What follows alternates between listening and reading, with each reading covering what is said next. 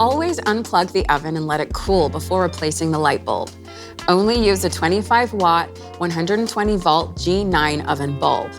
First, remove the wire rack from the oven before replacing the light. You'll notice the light is positioned on the left-hand side of the oven cavity.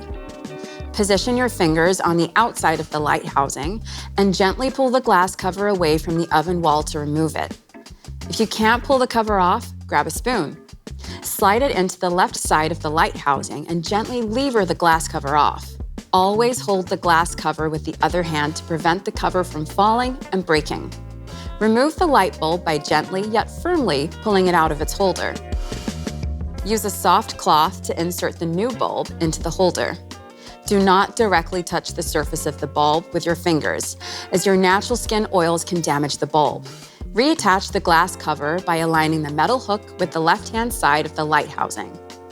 Slide the opposite end of the glass cover into the metal bracket on the right side of the housing. Finally, push the metal hook into the left side of the housing until it's secure.